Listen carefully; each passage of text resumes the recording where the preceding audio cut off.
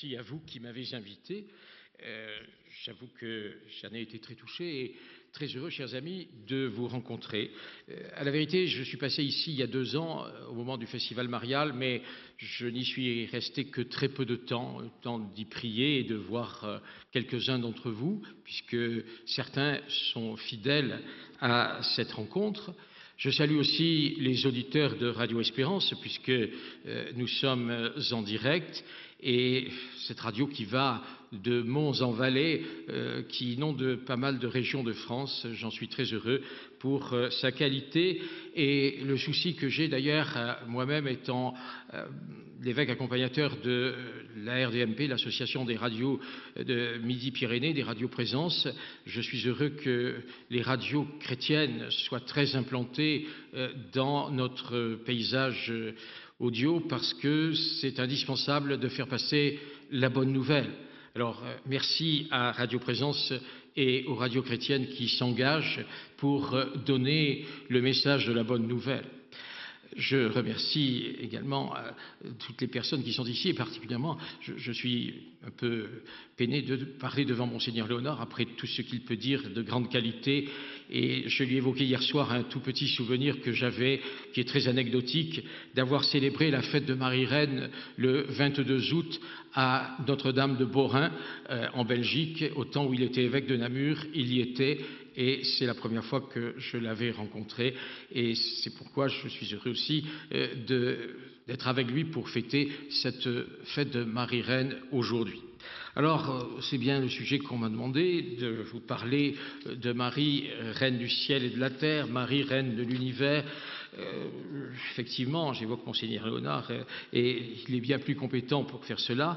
Il nous a introduit d'une certaine manière, en terminant sa méditation, par le Je vous salue Marie. Donc c'est bien sous le regard de Marie que nous sommes ici ce matin.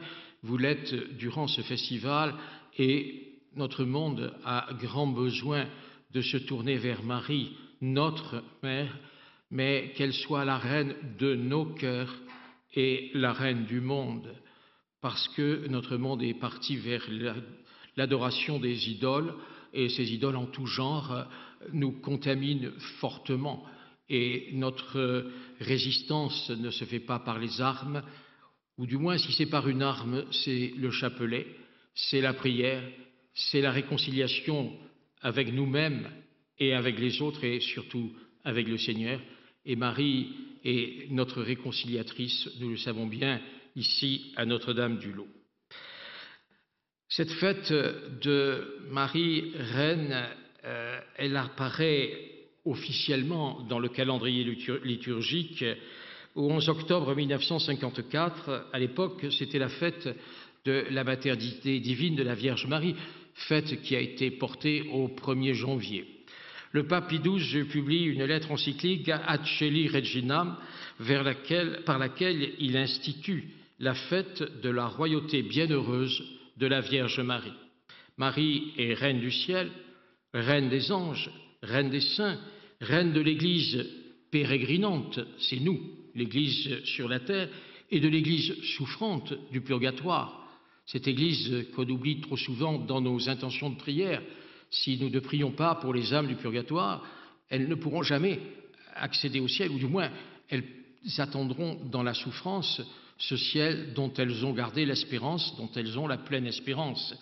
Ainsi, ce 22 août, c'est ce que nous fêtons, nous faisons mémoire donc de Sainte Marie, Reine du ciel et de la terre, et le pape Pie XII écrit dans cette encyclique que tous s'approchent avec une confiance plus grande qu'auparavant du trône de miséricorde et de grâce de notre Reine et Mère, pour demander le secours dans l'adversité, la lumière dans les ténèbres, le réconfort dans la douleur et les larmes. Qui ne s'est pas trouvé dans l'une ou l'autre de ces situations? L'adversité, les ténèbres, la douleur, les larmes. Et le pape Pie XII dit « N'ayez pas peur de vous approcher avec une confiance plus grande qu'auparavant du trône de miséricorde et de grâce. » trône de miséricorde et de grâce. Voilà ce qui peut définir la royauté de la Vierge Marie. Ceci n'est pas né sous l'inspiration, fut-elle du Saint-Esprit, du pape Pie XII en 1954. Ceci est dans la tradition de l'Église. Cette appellation, ce vocable, est connu depuis des siècles, ne serait-ce que dans les litanies de la Vierge Marie. Le peuple de Dieu a, depuis longtemps, qualifié Marie de reine, et la foi populaire est là, avec Pie XII, mais aussi avec le Concile Vatican II, authentifiée par la foi de l'Église.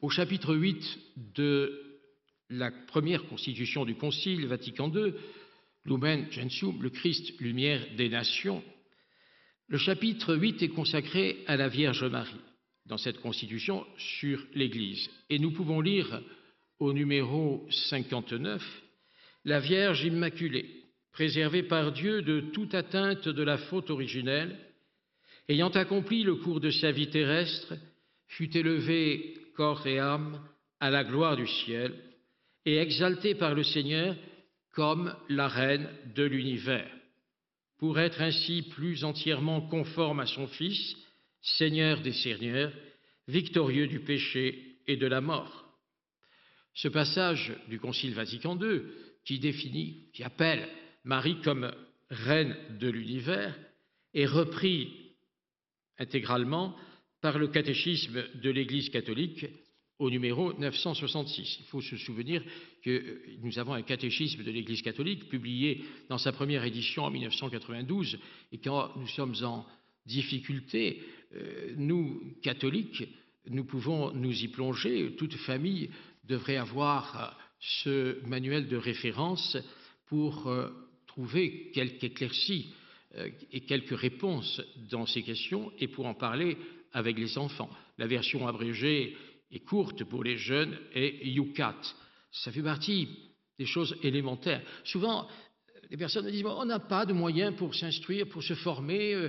Mais ici, vous les avez, mais prenez-les. Pas seulement en avalant des conférences, fussent-elles excellentes, mais en essayant de vivre au jour le jour avec une foi active et qui se nourrit bien sûr de la parole de Dieu. Ne pas avoir aujourd'hui ces petits livrets qui n'ont pas la grande valeur de nos missels, mais prions en église, Magnificat, prières et paroles, etc. Nous avons tous ces petits livrets à disposition. Prenons-les. Ce n'est pas si cher que ça de s'y abonner. Mais aussi, ayons au moins la Bible et le catéchisme de l'Église catholique. Ça fait partie de la panoplie élémentaire de ce qui nous accompagne tout au long de notre vie. On fait beaucoup de dépenses, mais il faudrait aussi faire celles-ci. C'est donc important. Donc si le Concile Vatican II et le catéchisme de l'Église catholique appellent Marie reine de l'univers et confirment ainsi ce que Pie XII a écrit dans son encyclique, nous pouvons être sûrs que cette approche est juste. Évidemment, la reconnaissance de Marie comme reine est liée étroitement à son Assomption.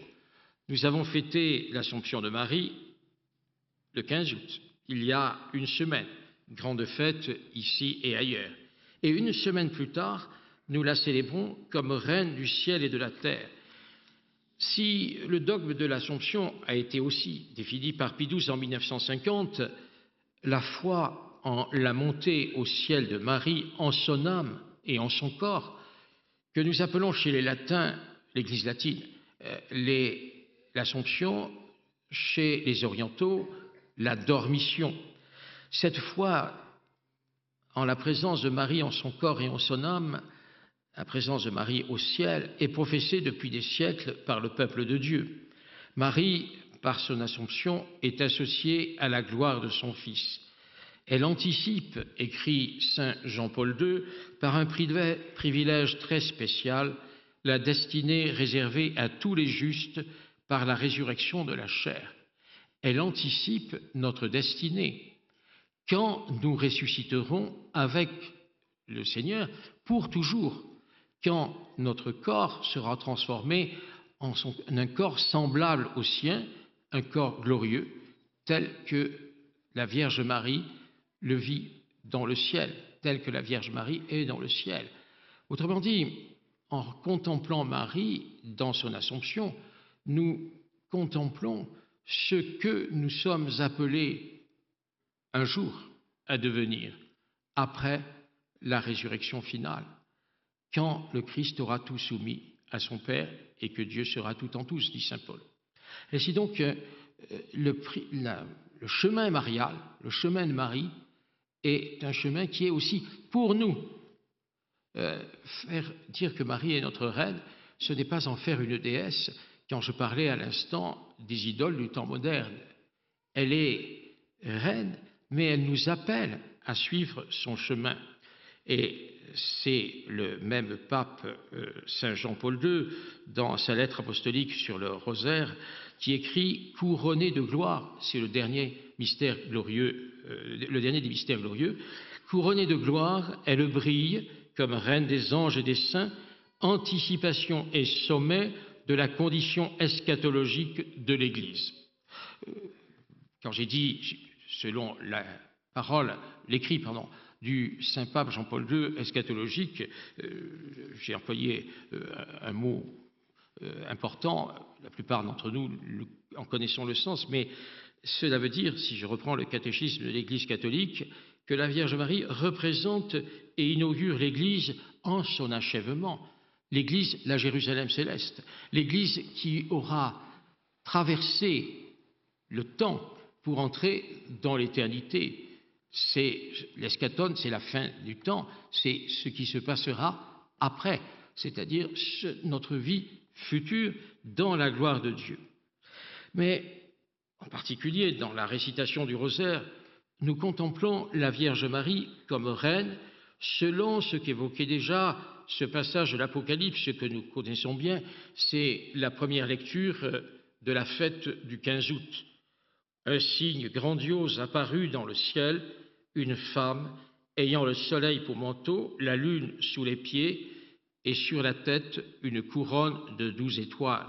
C'est le chapitre 12 de l'Apocalypse de Saint Jean.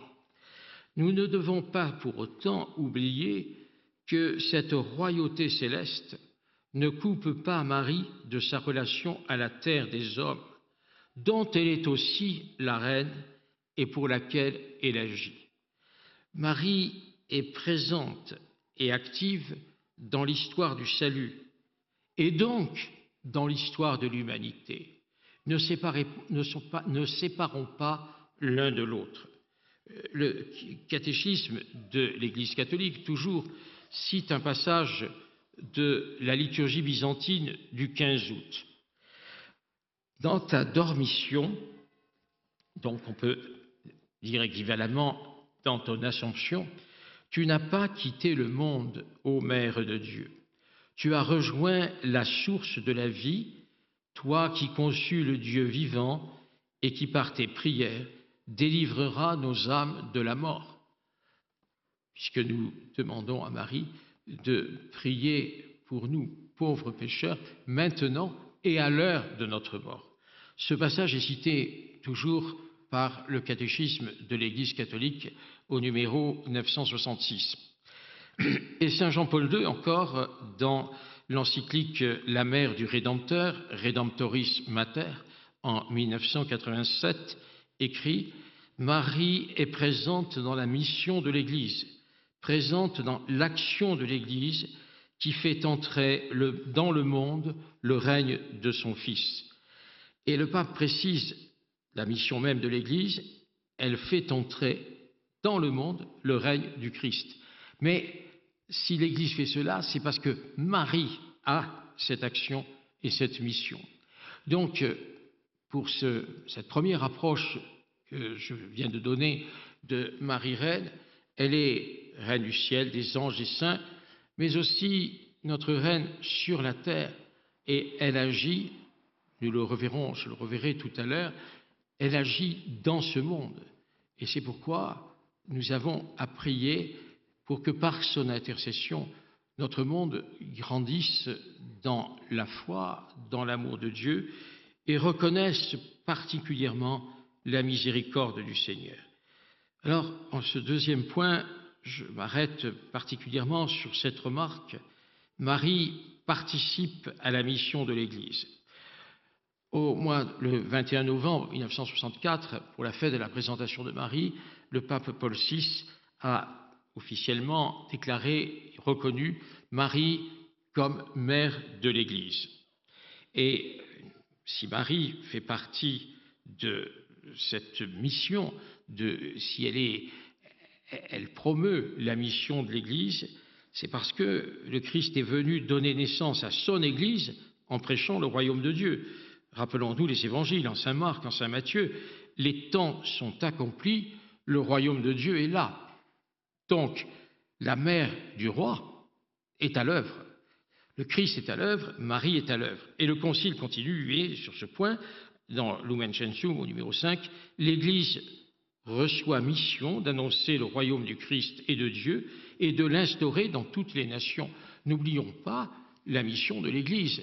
L'Église, ce n'est pas la communauté des bien-pensants, ce n'est pas la communauté des anciens copains de Jésus, ce n'est pas un groupe de gens qui se sont choisis, c'est l'Église, c'est bien sûr le corps mystique du Christ, etc., toutes les définitions, mais c'est celle qui a la mission de porter le royaume du Christ dans le monde et d'être dans ce monde le ferment qui répand la bonne nouvelle du royaume et qui le fait grandir.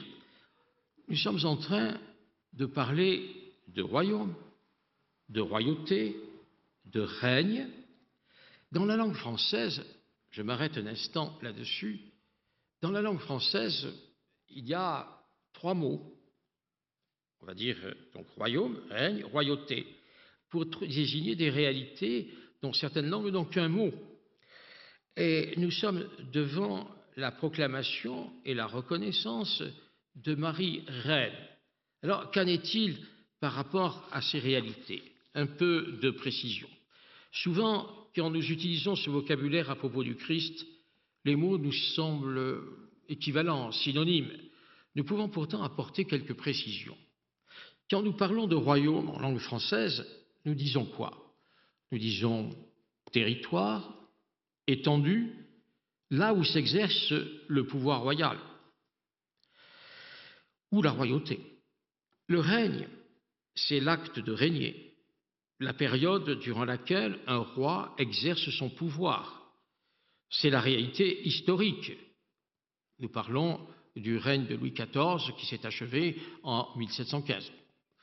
L'accomplissement du pouvoir royal. Son règne a été une bonne chose pour son pays. Quant à la royauté, c'est l'exercice du pouvoir royal, la dignité, la fonction, la mission propre au roi. Dans l'Évangile, la parabole, un homme se rendit dans un pays où il avait été appelé pour exercer la royauté. Il faut bien noter aussi que le peuple de Dieu, c'est-à-dire vous et moi, nous participons à la fonction royale, à la royauté du Christ, par l'onction baptismale et la vie chrétienne, la vie dans le Christ. Nous nous rappelons que nous sommes un peuple de rois, un sacerdoce royal, et que nous avons une dignité intrinsèque, c'est la dignité de tous les baptisés. Quand certaines féministes excitées cherchent une dignité dans la hiérarchie ecclésiastique, elles se trompent. Je ne suis pas plus digne que vous. Cette dignité, c'est notre baptême. C'est que nous sommes devenus enfants de roi, que nous portons cette dignité sacrée, que l'Esprit Saint nous a été donné par le baptême et la confirmation, grandi par la grâce sacramentelle et par la vie chrétienne, c'est-à-dire la prière et l'action cohérente, car ce ne sont pas ceux qui disent « Seigneur, Seigneur » qui entreront dans le royaume des cieux, mais ceux qui font la volonté de mon Père qui est aux cieux, dit Jésus, ici et maintenant. Nos prières ne servent à rien si elles ne sont pas accompagnées d'une vie chrétienne. Ah, bien sûr, nous ne sommes pas arrivés au sommet de cette vie chrétienne, mais nous sommes en chemin. Ainsi donc, la Vierge Marie, à la suite du Christ, nous rappelle que nous sommes enfants de roi, que nous sommes membres du royaume de Dieu et que nous devons vivre ainsi sur la terre, dès maintenant, car cette réalité, elle est en nous depuis notre baptême, qui est le jour le plus grand de notre vie chrétienne, puisque c'est là que tout a commencé. On l'oublie peut-être trop souvent. Donc nous rappelons ainsi à tous les baptisés leur dignité, et il n'est pas besoin d'autres titres. Celui de baptisé suffit. Les pères de l'Église l'ont suffisamment montré. Le royaume de Dieu, il est là avant nous. Il est déjà là quand nous arrivons. Et en même temps, il est au milieu de nous, selon ce que dit l'Évangile. Le royaume de Dieu est là parce que nous sommes de ce royaume et parce que nous célébrons le Christ vivant dans l'Eucharistie. C'est bien la présence même du royaume. Et en même temps, bien qu'il soit là, il est en croissance. Nous attendons son accomplissement. Nous attendons la parousie, le triomphe de Dieu définitif sur le mal, quand le Seigneur aura triomphé de tout mal. Quand, je le disais tout à l'heure, selon les mots de saint Paul, il sera tout en tous. Nous sommes dans ce royaume, mais en même temps, il est en croissance. Dans la prière eucharistique numéro 4, nous disons « L'Esprit qui poursuit son œuvre dans le monde et achève toute sanctification ». Et saint Paul, dans l'Épître aux Romains, définit ce qu'est cette situation. Il dit « Le règne de Dieu, il est justice, paix et joie dans l'Esprit Saint. Quand tout sera ainsi, alors le règne sera accompli. Le Christ est donc roi. » Nous fêtons cette fête liturgique à la fin du temps liturgique. Il instaure le royaume de Dieu pour que le règne de Dieu soit tout en tous. Le règne de Dieu, la plénitude, le triomphe du Christ roi de l'univers. Voilà une approche très rapide sur la question de royaume, règne, royauté. N'oublions pas, Marie est reine, et je vais passer à ce développement maintenant, elle est reine des enfants du royaume que nous sommes, dont nous sommes membres et dont nous participons à la croissance, pour que le règne vienne, pour que le règne de Dieu advienne sur la terre comme il est advenu au ciel. Nous sommes membres de ce royaume et à ce titre, nous avons une mission.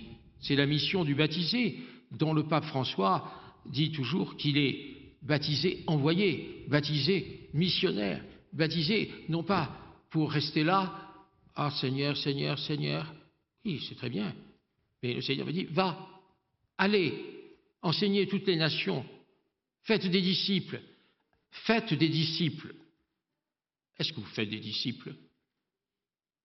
Est-ce que vous partagez le trésor que vous avez reçu? Vous êtes des privilégiés d'être ici. Vous le savez, j'espère. Vous dites merci, j'espère. Ce n'est pas parce que vous êtes plus malin que les autres. Surtout pas. Mais alors, qu'est-ce que vous faites de ce trésor que vous aurez reçu pendant 2, 3, 4, 5 jours? Vous allez rentrer chez vous, le mettre dans l'armoire et en profiter comme une réserve de miel ou de confiture pour l'hiver? Mais c'est honteux. Jésus vous dit, qu'as-tu fait de mon bien? Eh, Seigneur, je l'ai gardé. C'était tellement bon. J'en prenais un peu chaque jour. Et les autres? Ah, les autres, c'est leur problème. Oh, puis ils viendraient m'en manger. Et puis, ils seraient capables de m'ennuyer. Ah non, non, non, Seigneur, écoutez, on est bien comme ça suffit. Eh bien ça mène à l'enfer. Alors attention. Rappelons-nous la parabole des talents. Je l'ai enfoui, mon talent, parce que je le gardais pour moi. Le danger qui nous guette, c'est cela, c'est d'être chrétien sur nous-mêmes, d'être avec nous. Bien sûr, avec Dieu, toujours. Mais de l'air, une église en sortie, dit le pape. Il faut donc que nous allions plus loin. Prenez ici votre trésor et partagez-le au dehors. Ainsi, je reviens à mon propos sur la Vierge Marie en son royaume. Comment Marie, l'humble servante du Seigneur, peut-elle être reine? Enfin, on vous dira, mais c'est insensé. Et oui, pourquoi? Parce qu'on est au vocabulaire humain. Reine, on a une espèce de souvenir, d'idée, de rappel historique. On voit des couronnes, on voit des diamants partout, on voit de l'argent, on voit du faste, et tout cela qui cache bien sûr des mauvaises choses. Non, Marie n'est pas reine de cette manière. De même que humble servante, ça ne veut pas dire qu'il faille faire le ménage ou qu'il faille faire des tâches serviles. Ça n'a pas d'importance, quelles que soient les tâches. On est serviteur, on est servante, où que l'on soit. Si l'évêque fait la vaisselle, c'est très bien. S'il ne la fait pas, c'est tout aussi bien s'il a d'autres choses à faire. Mais tout est dans l'ordre du service. Mais il n'y a pas que le service servile au sens de faire des tâches très matérielles. Il y a toutes les formes de service. Ainsi, Marie est humble servante dans toutes les formes de service. Et on va voir cela. Il y a évidemment paradoxe entre la royauté proclamée de Marie et sa petitesse. Dans Redemptoris Mater, l'encyclique La Mère du Rédempteur, citant le Concile, Jean-Paul II dit « Marie est devenue la première de ceux qui, servant le Christ également dans les autres, conduisent leurs frères dans l'humilité et la patience jusqu'au roi dont on peut dire que le servir, c'est régner. » Le servir, c'est régner. Mais n'oublions pas, et c'est pour ça que je disais cela il y a quelques instants, n'oublions pas, servant le Christ également dans les autres. Marie est servante du Seigneur, mais elle est dans les autres. À telle enseigne que dès que l'ange Gabriel lui a annoncé qu'elle serait la mère du Sauveur, elle part vers sa cousine Élisabeth, qui en est à son 6e mois de grossesse, pour l'aider. Elle oublie totalement son sort, alors qu'il est en grand danger. Elle oublie son sort pour partir au service de sa cousine. Et le pape Jean-Paul II ajoute dans son encyclique « Elle a pleinement atteint cet état de liberté royale qui est propre aux disciples du Christ, servir, ce qui veut dire régner. » Voilà comment Marie est reine, parce qu'elle est servante. Il y a un refrain de psaume ou de chant, il est le roi, le serviteur, il est l'agneau, il est le pasteur, etc., qui nous rappelle que le Christ est ainsi. Donc, Marie est reine parce qu'elle est servante, parce que, le pape nous le dit, servir, c'est régner. Et c'est ce que Jésus demande à ses disciples, de se faire serviteur. C'est ce qu'il nous demande à nous aussi, et serviteur sans avoir choisi le service. Serviteur, on ne choisit pas d'être évêque, on ne choisit pas d'être appelé par son curé pour telle ou telle mission, on ne choisit pas d'accueillir un enfant alors qu'on pensait que la maternité et la paternité allaient s'arrêter, on ne choisit pas d'accueillir un enfant différent. Servir, c'est régner. Voilà où est notre place, voilà la place de Marie. Et toujours le pape Jean-Paul II dans Redemptoris Mater, la gloire de servir ne cesse d'être son exaltation royale. Marie n'est pas reine-mère selon le monde. Elle n'est pas à la tête d'un royaume. Elle n'exerce pas un pouvoir royal. Mais en la désignant comme reine, nous rejetons toute idée de puissance terrestre. Elle s'inscrit dans cette liberté royale propre à son Fils, qui est de servir et d'aimer. Celui-ci, Jésus, le Fils de Marie, est proclamé roi sur la croix, où Pilate a fait inscrire roi des Juifs, au-dessus d'un homme qui est en sang, qui n'est plus rien, qui n'a plus aucun pouvoir, qui n'a plus la capacité de s'exprimer, qui n'est plus rien. Et c'est là qu'il est roi. Et c'est là qu'il sauve le monde. Méfions-nous aussi de nos actions. C'est dans l'offrande que nous sauvons le monde, pas dans l'action. Quand je dis nous sauvons le monde, soyons modestes. Nous participons à l'œuvre du Christ. Nous participons à. nous ne sommes pas les sauveurs du monde. C'est pourquoi il faut se méfier de notre investissement dans les actions. Beaucoup, après avoir beaucoup donné pour le service des uns, des autres, sont épuisés en disant ça ne sert à rien et désespèrent. Et oui, parce qu'ils ont cru à l'efficacité de leur service. L'efficacité extérieure, l'efficacité intérieure, nul ne la connaît. Mais nous devons tout faire en nous détachant de ce que nous faisons, en le faisant de notre mieux, mais en laissant le Christ conduire ce que nous faisons. Et lui seul est dans ce détachement complet, la Vierge Marie aussi, puisqu'elle est sans péché. Mais nous sommes toujours attachés plus ou moins à notre action. Alors notre conversion est de la faire jusqu'au bout, cette action, mais avec le détachement voulu.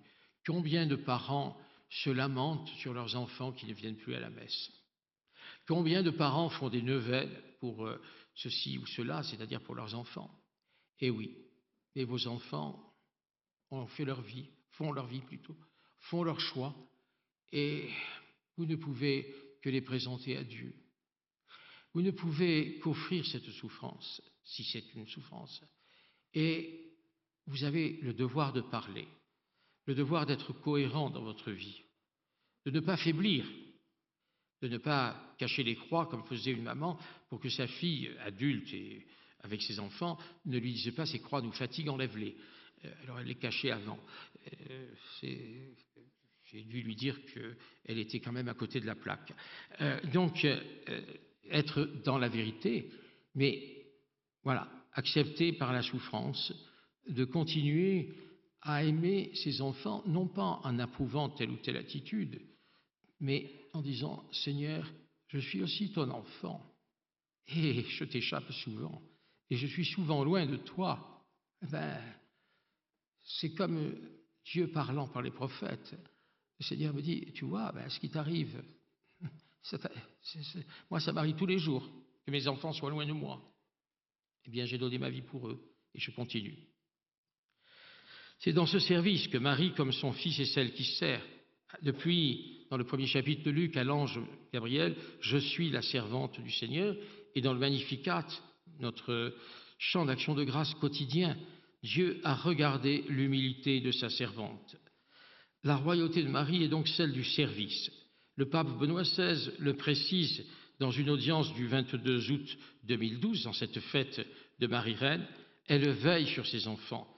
À la croix, Jésus lui confie l'humanité tout entière. Et femme, voici ton fils, il la confie à Jean et à l'humanité. Marie vient régner dans nos cœurs pour nous montrer le chemin, pour nous soutenir, pour nous avertir. Elle le fait dans la prière que nous lui adressons. Dans sa relation à son Fils, elle intercède pour nous auprès de celui qui l'aime totalement et qu'elle aime totalement. Ce Fils est roi et seigneur de toutes choses. Marie, écrit saint Jean Damascène, est devenue la souveraine de toute la création au moment où elle devient mère du Créateur. Voilà en quoi Marie est reine. Cette royauté de Marie vient donc de sa maternité divine, mère du roi des rois, du Seigneur des seigneurs, mais aussi parce qu'elle est associée au salut de l'humanité. Marie est au pied de la croix. Stabat Mater Dolorosa, elle se tient droite, elle se tient debout au pied de la croix. Elle est la femme forte, elle ne s'évanouit pas, il faudrait la réconforter. Non, l'Évangile dit Marie se tenait au pied de la croix. Donc, au pire moment où une mère voit mourir son fils innocent dans d'atroces souffrances, Marie est là. Elle est associée comme mère de Dieu à la rédemption du genre humain.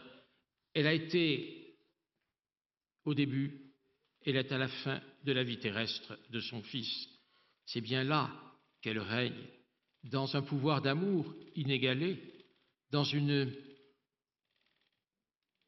pouvoir de miséricorde qu'elle a totalement dans son cœur. Le Concile n'a certes pas retenu le terme de Marie co-rédemptrice pour éviter tout malentendu sur l'unique rédemption du Rédempteur et aussi sur le fait de ne pas aggraver les oppositions avec les courants réformés protestants. Donc. Mais le Concile rappelle que la bienheureuse Vierge Marie est invoquée, avec raison, sous les titres d'avocate, d'auxiliatrice, de secourable, de médiatrice. Il y a, si je ne me trompe pas, en Belgique, la fête de Marie médiatrice de toute grâce. Donc ça, vous le trouvez au numéro 62 de Lumen Gentium. Son amour maternel continue par son intercession répétée à nous obtenir les dons qui assurent notre salut éternel. Par Marie, nous recevons ces dons. Et le Concile insiste aussi avec raison sur l'unique médiation du Christ dans le salut du monde, mais reconnaît la participation toute spéciale de la Vierge Marie au salut du monde. Comme mère du Christ Rédempteur, elle est associée à lui et à son œuvre dans sa maternité divine et dans sa mission sur la terre, dans sa lutte contre le mal.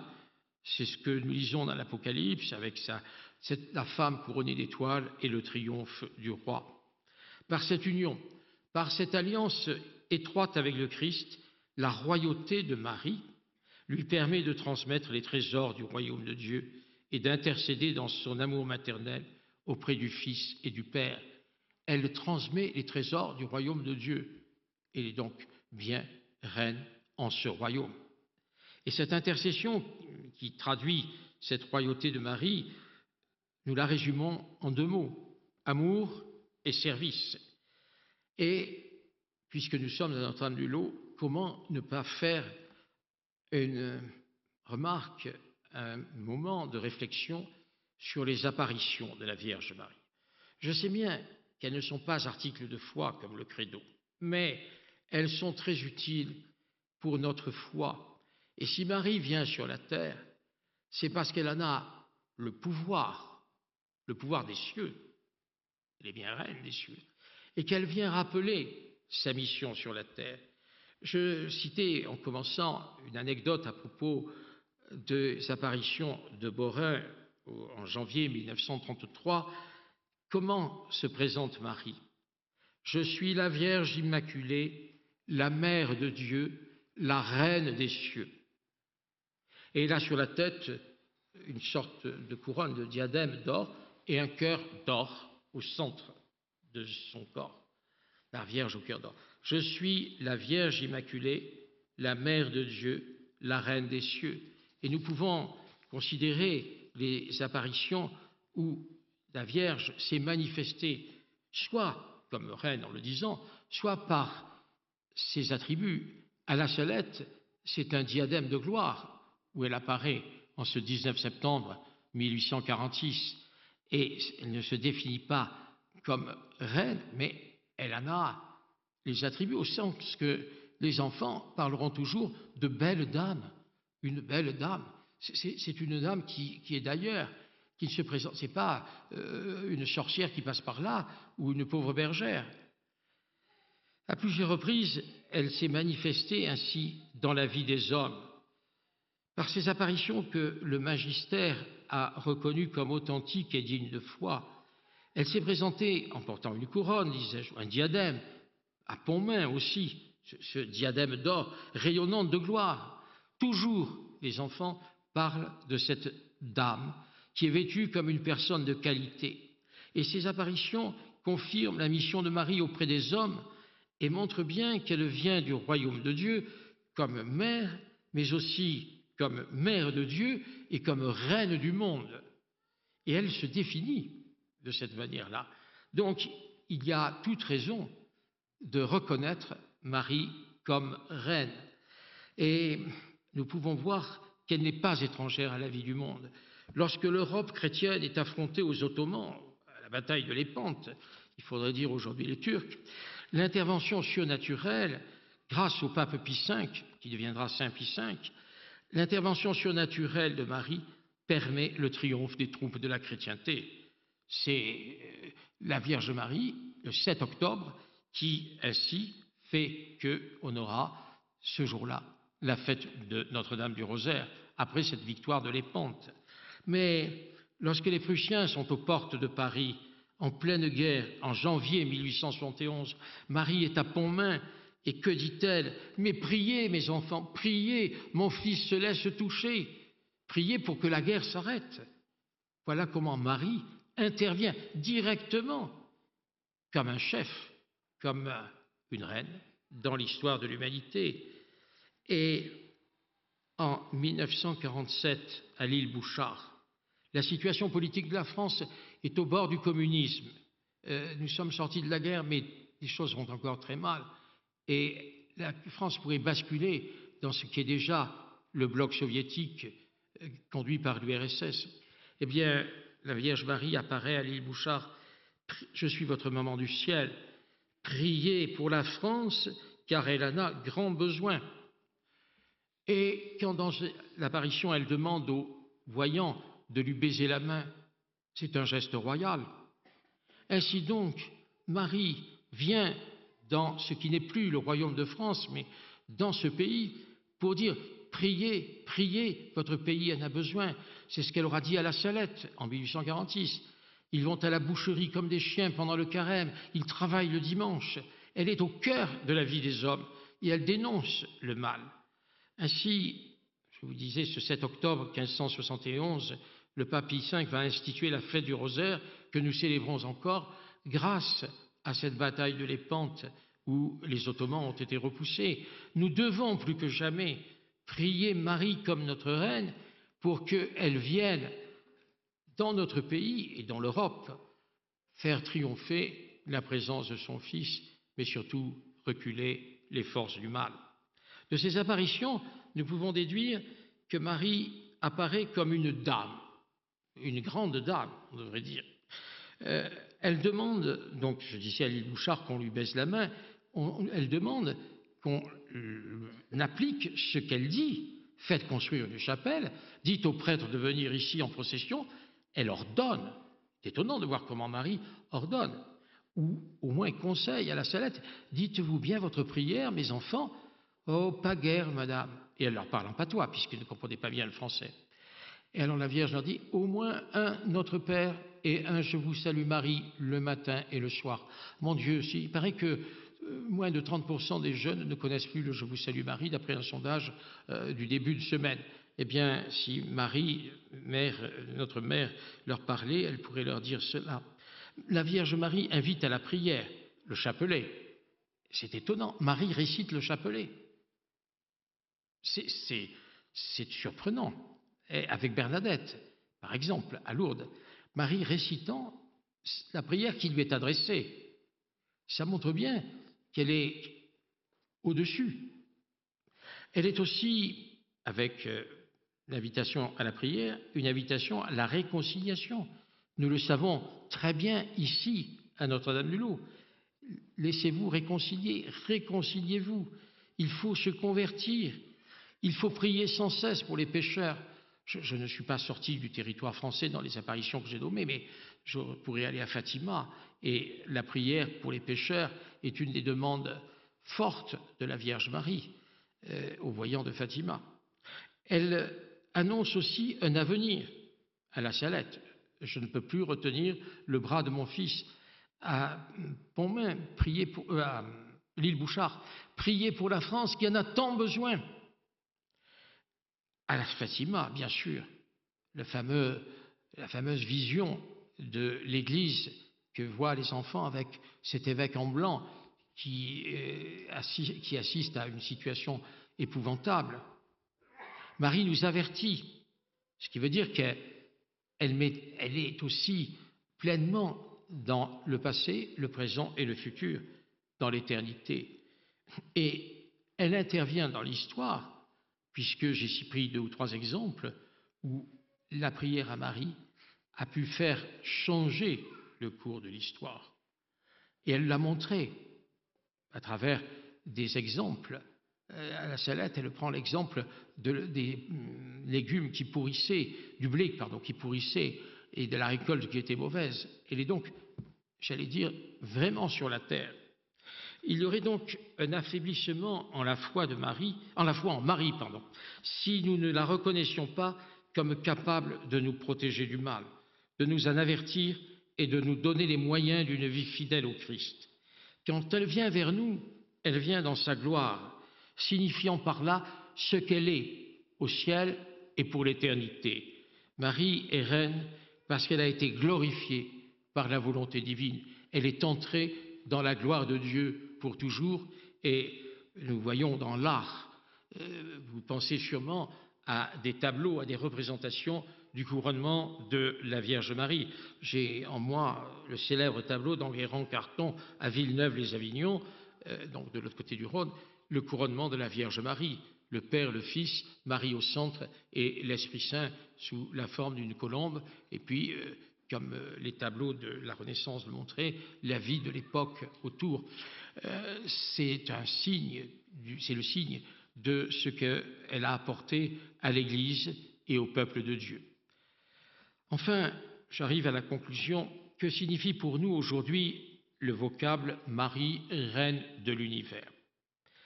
Bon, j'ai dit que depuis des siècles, Marie est reconnue comme reine des cieux, toute puissante sur le cœur du roi, son fils, le Christ. Saint Bernard, que nous fêtions il y a 2 jours, l'a pris comme reine de clémence pour obtenir les grâces de son fils Jésus-Christ. Dans les litanies de la Vierge Marie, elle est nommée reine des anges, des patriarches, des prophètes, des apôtres, des martyrs, des confesseurs, des vierges, de tous les saints et des familles. Elle vit dans la gloire du ciel à côté de son Fils et en même temps, elle est toujours avec nous, chaque jour, dans l'ordinaire de nos vies.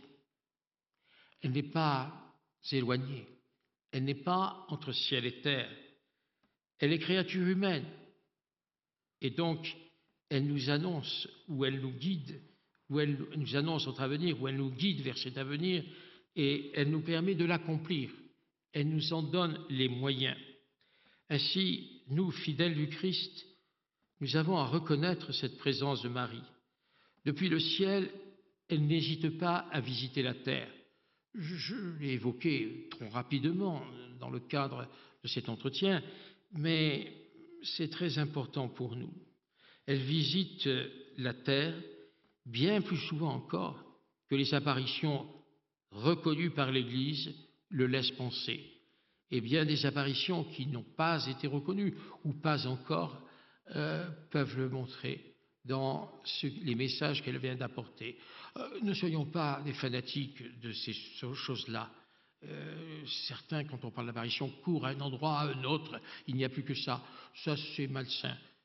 La Vierge Marie est là dans le quotidien, le chapelet, la prière. Adorons le corps sacré de son Fils et prions-la, mais si nous avons l'occasion d'aller sur des lieux d'apparition, allons-y, mais ne soyons pas des agités de telle ou telle apparition. Je suis moi-même très sensible aux apparitions de la Vierge Marie. Je suis même allé dans des endroits qui ne sont pas reconnus officiellement, mais je vois le fruit des apparitions à la conversion des cœurs et non pas à l'agitation. Marie n'a pas besoin d'agent de commerce. Elle se débrouille très bien toute seule. Alors, soyons de fidèles serviteurs de l'Église dont Marie est la mère. Aussi, il faut enlever ce qu'a pu représenter le terme de reine dans l'esprit et dans les mentalités. Bien sûr, elle exerce essentiellement auprès de nous sa maternité divine, comme l'a voulu son Fils. Ce qui faisait dire à sainte Thérèse de l'Enfant Jésus, elle est plus mère que reine. Oui, c'est vrai. Mais pourquoi? Parce qu'à cette époque-là, le mot reine avait une connotation extrêmement mondaine et qu'elle l'a encore aujourd'hui. Donc il faut l'enlever de notre pensée. Pour Thérèse, en effet, la proximité qu'elle avait avec la Vierge et en même temps ce que représentait le terme de reine à son époque lui faisait trouver en Marie la tendresse maternelle, la sollicitude, pour elle qui était la petite Thérèse. Nous pouvons voir que la reconnaissance de Marie comme reine n'enlève rien à sa miséricorde ou à sa tendresse. Elle est reine de miséricorde, elle est reine de tendresse. Dans notre monde bouleversé qui perd ses repères les uns après les autres et qui est en grande difficulté, qui entraîne beaucoup de peur, d'angoisse, de doute, d'attitudes violentes et inhumaines, la royauté de Marie est notre espérance. Elle est celle qui doit régner dans nos cœurs pour que se fasse la volonté de Dieu. Marie, Reine, me pose la question, est-ce qu'elle règne dans mon cœur? Est-ce que j'ai l'attitude mariale juste? L'amour du Christ, le service du Christ, l'amour des autres, le service des autres. Et reconnaître en moi tout ce que le Seigneur a fait, le Magnificat. La prière du chrétien devrait être le Magnificat au soir de sa journée. Le Seigneur fait pour moi des merveilles, saint est son nom. Les 20 premières années de ce 21e siècle que nous venons de vivre sont sur le plan humain inquiétantes pour la civilisation, puisque Dieu en est éliminé, et donc pour l'homme. Si nous en sommes là, nous avons besoin de nous tourner profondément vers Marie. La plupart des jeunes, hormis quelques cas, ne sont pas catéchisés, parce que souvent n'étant pas baptisés, notre Église a besoin d'un effort missionnaire considérable. Les vocations sacerdotales et religieuses ne connaissent en fait aucun progrès. Soyons réalistes. Le relativisme que dénonçait avec force Benoît XVI est la pensée dominante, même chez les catholiques. On prend et on laisse. On prend ce qui nous arrange et on laisse ce qui nous dérange. C'est incohérent. Ce n'est pas l'attitude mariale. La société a donné un exemple tragique de mépris de la vie, de la loi naturelle, de la raison, lors du dernier débat de l'Assemblée nationale le 30 juillet. Un débat bâclé, moins de 100 députés qui votent des lois mortifères et qui annoncent malheureusement l'aggravation de la manipulation de l'être humain, l'homme se voulant Dieu. Nous pouvons voir autour de nous les ravages de cette politique. Dans le même temps, la pensée unique tend à nier la liberté personnelle et à aggraver la mainmise de pouvoirs dont les origines sont nettement antichrétiennes. Devant ce constat, désespoir, catastrophisme ou espérance, le chrétien ne désespère jamais parce qu'il sait que le Christ est vainqueur du monde, qu'il le sera tôt ou tard, que la fin sera toujours le triomphe du Christ. Alors, ne pensons pas que tout est fini. Nous allons peut-être vers la fin d'une civilisation. Comme au 5e siècle, les gens voyant tomber Rome pensaient que c'était fini. Non, la civilisation romaine de cette époque s'effondrait, mais d'autres choses allaient naître. C'est la raison majeure pour nous tourner vers la Vierge Marie, pour qu'elle nous apprenne à accueillir son Fils tous les jours, lui qui reviendra pour juger les vivants et les morts. Donc, hâtons-nous de prendre Marie chez nous, comme Jésus l'a demandé aux disciples, pour qu'elle soit la reine de nos vies, de nos familles, de nos paroisses. Des actions comme le M marial et les chars qui l'ont traîné tout au long du périple français avec l'aboutissement à Paris sont très significatives. Des actions comme ça sont à encourager. La circulation d'une statue de Marie-Reine dans les paroisses, la connaissance des apparitions mariales et de leur message et de la manière d'en vivre. Les actions modestes et simples sont à développer de famille en famille, de paroisse en paroisse. Si au contraire nous ne vivons qu'une agitation, un trouble pour un temps qui est troublé mais qui n'est pas nécessairement le bouleversement final, reconnaissons en Marie aussi la reine de la paix et confions-nous à elle pour qu'elle vienne donner au monde de quoi continuer sa marche vers les derniers temps dont nul ne connaît la date.